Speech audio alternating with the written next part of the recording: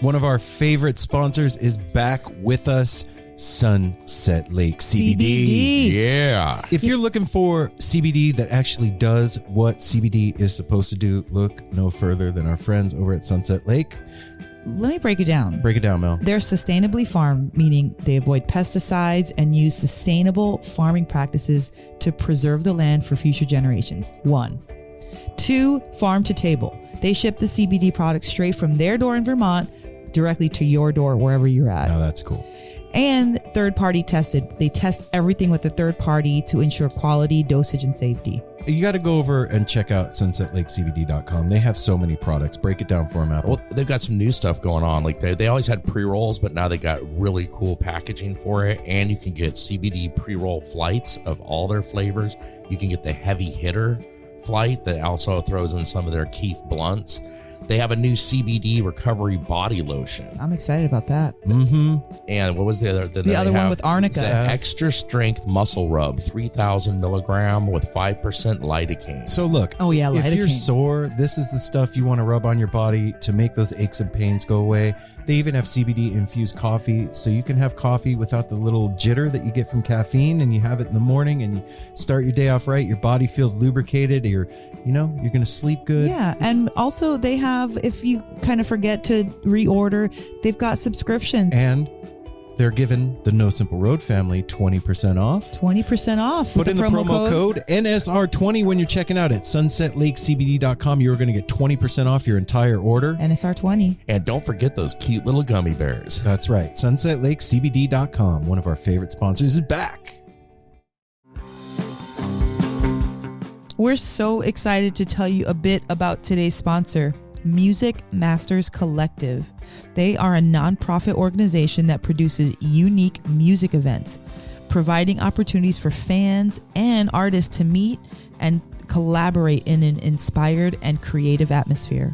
Music Masters Collective events give you the opportunity to learn from world-class musicians like Otil Burbridge, Steve Earle, Richard Thompson, former members of the band, the Milk Carton Kids, Nikki Glaspie, the Fab Four, and Sean Colvin, and so many more. At an event like the Milk Carton Kids Sad Song Summer Camp happening this July, you can expect immersive classes, evenings of entertainment, excellent food, and a space for a lucky group of folks to learn, co-write, workshop, and perform with like-minded peers, all with the guidance of Kenneth Pattengale, Joey Ryan, and some of their favorite songwriters. This all-inclusive week in the Catskill Mountains of upstate New York is guaranteed to be magical. Scholarships are available and spots are extremely limited, so visit www.sadsongsummercamp.com/simple to learn more. That's www.sadsongsummercamp.com/simple. Check it out. Hey everyone, Chris Pandolfi from the infamous String Dusters here to let you know that my podcast, Inside the Musician's Brain, is back on the airwaves for Season 4, which means it's time once again to get deep with influential musicians from all across the musical landscape to really understand and translate the lessons of success, failure, inspiration, and hard work that are behind the music and the artists that we love. My guests this season include Rachel Price from Lake Street Dives, Sam Bush, Chris Wood, Chris Funk from The Decemberists, Lindsay Liu, MC Taylor from His Golden Messenger, and more. Check us out, and thanks for listening.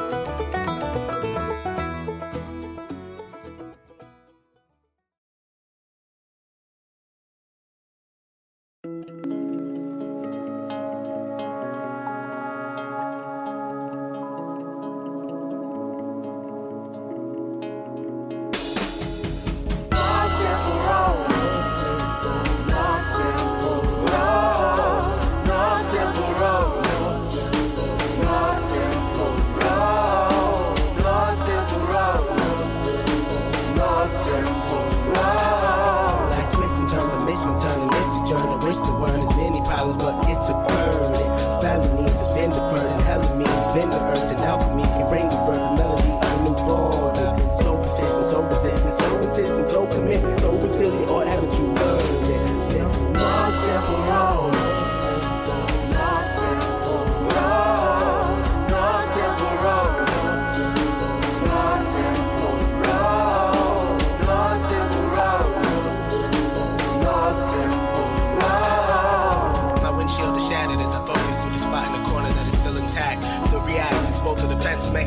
well as a fear. We've traveled this road before, so we may think, but it's a tad bit of strange similarities that feed an A equal A complex. The fears of your past do not equal the perplexities of the current road.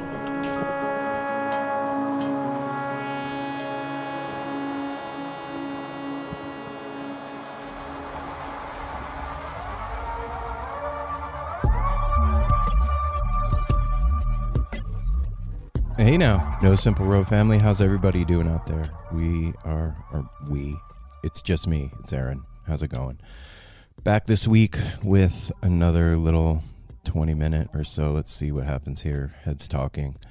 Just to bring you a little conversation, a little something for your Monday. The beginning of the week can be weird and difficult and funky, and nobody digs Monday morning. So, if you do, let me know. I would love to hear from you. The one person out there that's like, hey, I really, really love Monday. Like Sunday night, I get all excited that tomorrow is Monday and I can't sleep and like just am all wound up. And then Monday morning comes and I'm just partying all day because it's Monday. And I want to hear from you. But the rest of you, this is for you. I think right now it's super important for all of us to maintain connection and feel engaged with each other and just feel like we're not alone, man.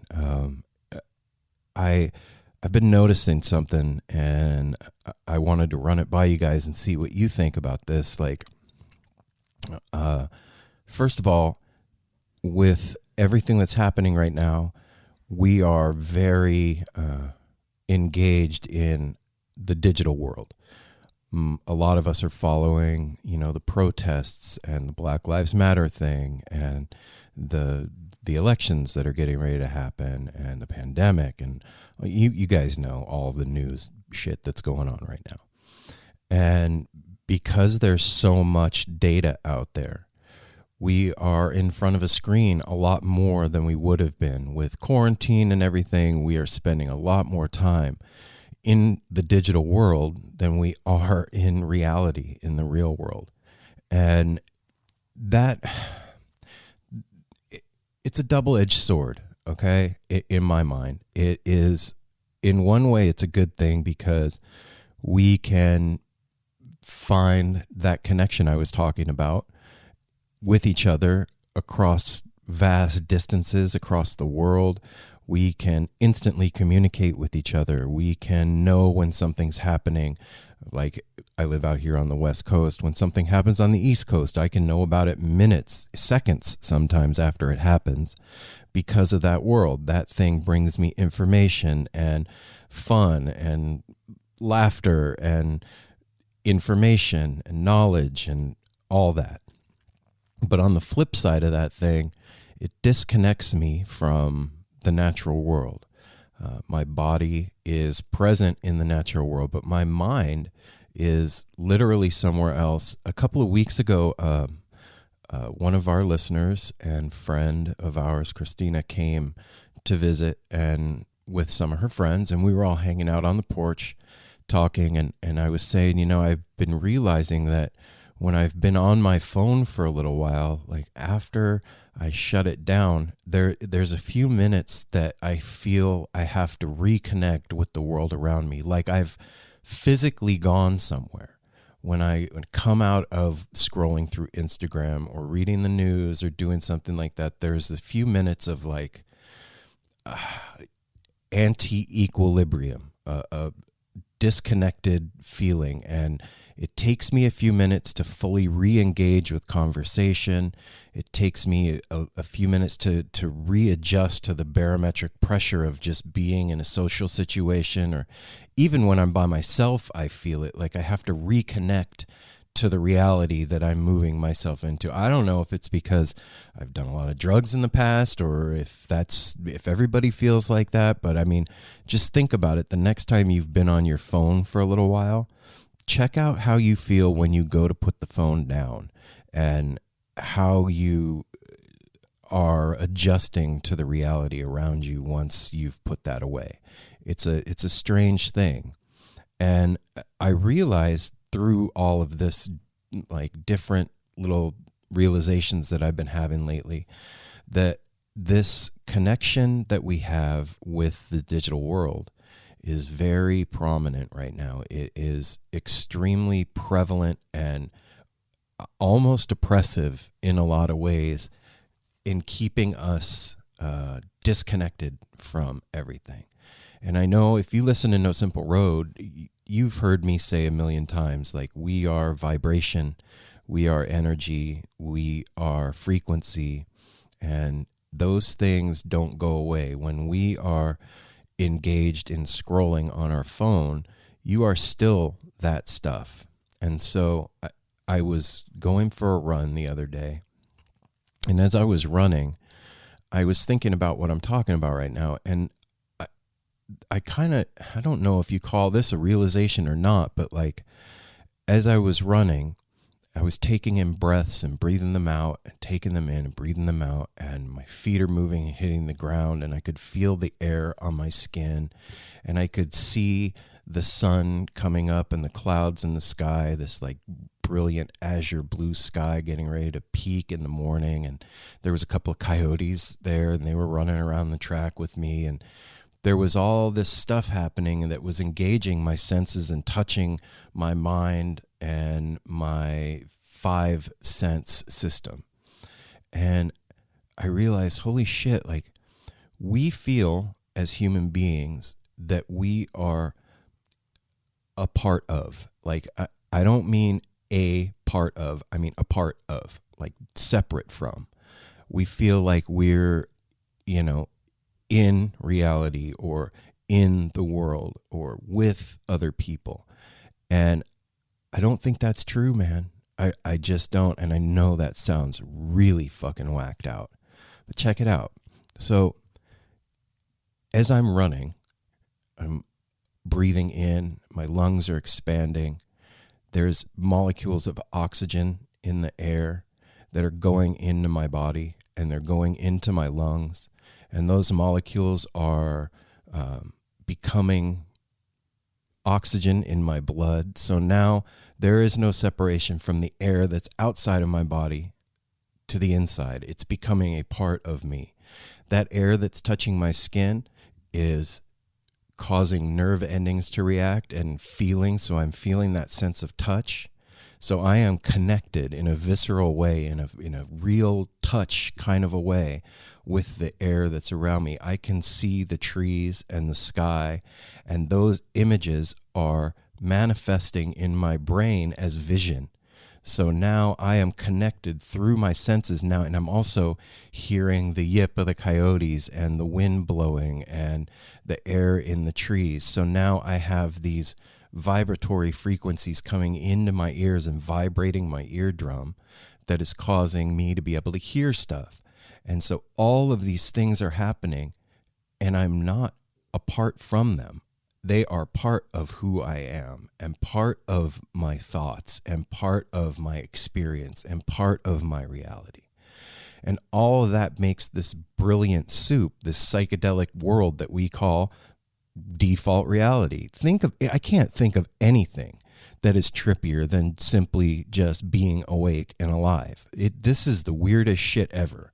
You put a seed in the ground, it just blows up and becomes a gigantic tree, and that tree drops little pieces of itself, and those little pieces of itself manifest as other big gigantic things, and there's these weird like animals running around in them gathering nuts, and we've got other animals that are hanging out with us, and we connect with. I mean, this whole thing is a fucking trip. But what I'm talking about is being connected to the world around us, and inside of it, we are part of. We are not separate from the reality that we're living in. And it's very easy right now to trip out and forget that, especially when we are connected through this digital world. And I'm not shitting on the digital world. I'm talking to you through it right now. It's a tool. It's not this awful thing. Like, people demonize it all the time. And you know what? That's bullshit. I'm using it as a tool right now. And you're using it as a tool right now to hear my voice. Without that, you and I would not be able to connect in this way at all. So that's a fucking beautiful thing, man. But what I'm talking about is that tool coming in and becoming harmful for our outlook and our health, our mental health. Because when we feel separate from things, we are, number one, in a state of anxiety and easily afraid. Because think about this, when you're a little kid and it's late at night and you're in your room and your parents were in their room, and you would wake up in the middle of the night, and I know we all had this happen to us when we were kids, man.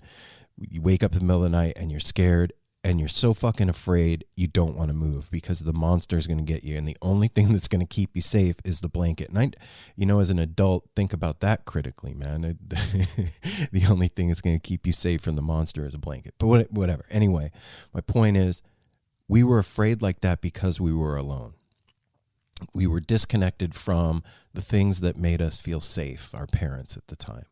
And now we are isolating ourselves from everything around us through this tool that we have, and it makes us easily manipulated, easily prone to anxiety and fear and anger, and to use a Star Wars reference, the dark side of the Force. It really opens us up for that stuff, man.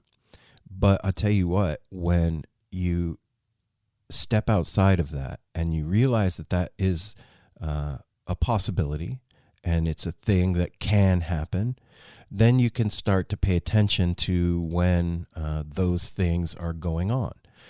I know for me, I have seen how simply scrolling through Instagram can change my emotional state, and not just for a moment, but for a day or hours to come. And it's almost like somebody shoving you when you're walking. You're strolling down the street and somebody comes up behind you and gives you a good hard shove to the left. Well, now you're off balance and you're stumbling. And that's kind of what it's like if you are connecting to what you're scrolling to and letting it move you. And I don't know if you guys have ever paid attention to this. I mean, I'm sure a lot of you have, and you know what I'm talking about, and you're like, yeah, Aaron, whatever, this isn't news. But just the next time you sit down with your phone and you're scrolling through Facebook or whatever, pay attention to how you feel. Look at how your emotional temperature rises and falls as you scroll. And, I'm not bashing the thing. I'm just saying be aware of how you're using the tool. And I know for me, man, I have a hard enough time with simply what goes on inside my head all by myself. I don't need anybody's fucking help to cause me to spin out of control or push me off balance. I have a difficult time of keeping that shit straight all on my own. So when I add an outside force to that thing, it can cause me personally, I'm talking about me right now, to spin out, to get caught up, to get angry about stuff that I wouldn't normally have gotten angry about, or to, I don't know, be anxious about the future and all of that. Look, man, we're in a very precarious moment. The world is in a very precarious moment right now. There's a lot happening, and there's a lot on the line. And so in that, all by itself, we as a human collective consciousness have a lot of trepidation and wonder about what's going on right now. I don't even want to call it anxiety. It's just wonder. Nobody knows what's going to happen, and we're all wondering. And so, like me, you guys, we don't need any help pushing us over the edge right now. So I'm not advocating like turning off your phone. If that's what you want to do, that's cool, man.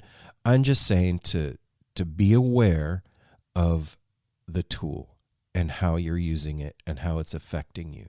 Because with everything that's going on right now, we need to keep our heads. as a community and as a family and as What is a city without its music? The legacy of the New York Philharmonic is incredible. Nearly 2 centuries of history. That's a lot of music and a lot of stories. I was sitting on stage for the very first time thinking, I can't quite believe this is happening. Join me, Jamie Bernstein, as we explore the history of the New York Philharmonic. It's the NY Phil story made in New York, a podcast about a city, its people, and their orchestra. Listen wherever you get podcasts. this jam community that we love so much, and the heads and all of us, like, we are manifestors. We are people that understand the power of thought and connection. We've had those experiences at shows where we are all working in one mind and the music is playing through us, and you guys know what I'm talking about. You don't need me to explain it. So we understand the power of mind. And so in these moments where we are perched precariously on the precipice, that was really funny alliteration. You like that?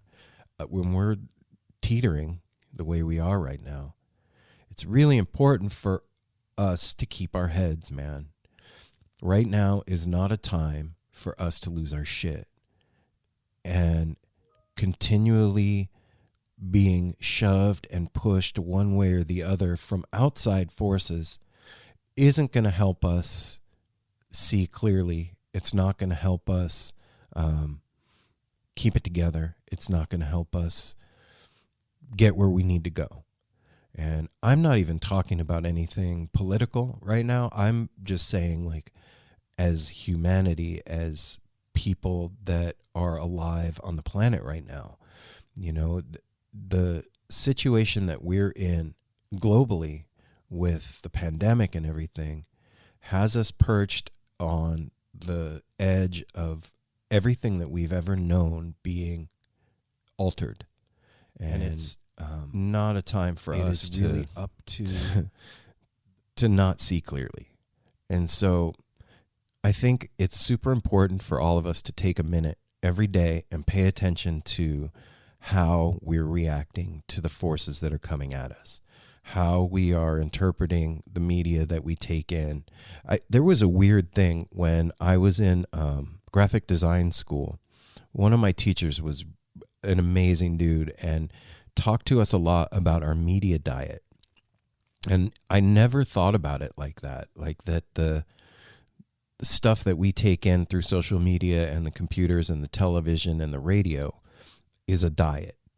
But if you think about it, it really is this, in the same way that we take in food and that gives us energy and tastes good or bad and all of that. The media that we take in every day through all the screens that are around us does the same thing. It can nourish us. It can heal us. It can poison us. It can keep us healthy. So it's really important for us to pay attention to the diet that we're ingesting through digital media. It is just, it's one of those things that, like, we take, I know I did. I took it for granted for a very long time until I heard that and I thought, holy shit, man, like, if I'm eating McDonald's 24/7, I'm going to get sick, man. Like, I got to pay attention to the diet that I'm taking in and make sure that I'm using it in a way that's going to keep me healthy. And, you know, man, one of the huge things that's come out of quarantine for me and Mel and Apple is the importance of the No Simple Road family and the community that we have through the podcast and through the music that we all love. You guys are really important to us. I can't even, like, properly put it into words how integral in our lives you guys are. I mean, just think about this. Like, in your house, you've got rooms that are filled with your most important and beloved and treasured things. And we have an entire room of our house that's dedicated to you guys. It's filled with things that you guys have sent us. It's the place that we sit down to communicate to all of you. It is filled with visual reminders of you guys out there and what you mean to us. And so it's a statement. And you guys really are important to the three of us. Well, 4, Darwin 2, and Ryder. But I just want to make sure that we're keeping our heads about us as this climate gets weirder, because it's getting weird, man. Shit is, it's getting weirder. And I love you guys and I care about you. And I've heard from a lot of you that, this time has been rough for you too. And you're just barely hanging on. And, we all need a fucking show and all of it. And let's just pay attention this week to our diet, to our media diet, what our eyes see, what our ears hear, what our mouths say, and take a few minutes and just go outside. Put your fucking phone down, put the computer away for a minute, step outside and just breathe, man. Connect with that energy that's out there and feel it around you. Feel the air touch your skin. Take a look at the sky, look at the clouds, touch a fucking tree, smell a flower, look at the bees. All that stuff is happening, man. And it's out there and it's alive. And we're part of it. We are not separate from that thing. We are part of this great, beautiful dance that's happening all around us outside. We just came through this horrific fire here in Portland. And for those of you that didn't talk to us during that, just a little bit of how that was. When you walk outside, the sky was blood red and dark in the middle of the day. You could look directly at the sun. It was a tiny orange dot. The light of the sun couldn't even make it through the smoke. It was so thick outside that when you walk out, your eyes water, your nose runs. You could taste the fire on your tongue. And it was horrible, man. And it was 10 days of just thick air and awful. And when that cleared, I told Mel the other day, quarantine has made me appreciate little shit like being able to see the blue sky, being able to look up and see the stars at night, having a warm bed to sleep in, toilet paper, little stuff, man, that, I took for granted for my entire life. But I tell you what, I don't take that shit for granted now. So take a minute, step outside of yourself, go feel what's going on out there. The tide is changing, you guys. We're coming to the head of this thing, and on the backside of that is healing and celebration. But we're not there yet. We're close. We're getting there. It's not time yet, but it will be soon. So just hang on. Pay attention to what you're looking at this week. Take care of each other. I'll be back next week. We have another episode coming for you this week in the middle of the week. And smile, man. Everything's going to be good. Just hang in there. We love you guys, and we'll see you soon. Peace. No simple road. No simple road. No simple road. No simple road. No simple road. No simple road. No simple road. No simple road. No simple road. No simple road. No simple road.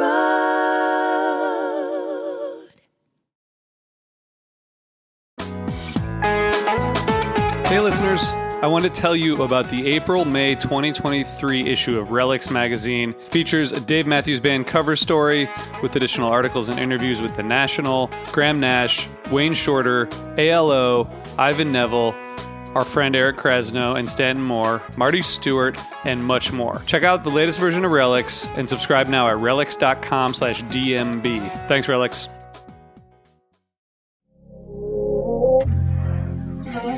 This is the story of Whitney Houston. This is the story of Kurt Cobain. Of George Michael, of Otis Redding, of Amy Winehouse, of Michael Hutchence, Bob Marley. This is the story of Prince. It's a new podcast series about how they died, why they died, and why we're still talking about them so long after.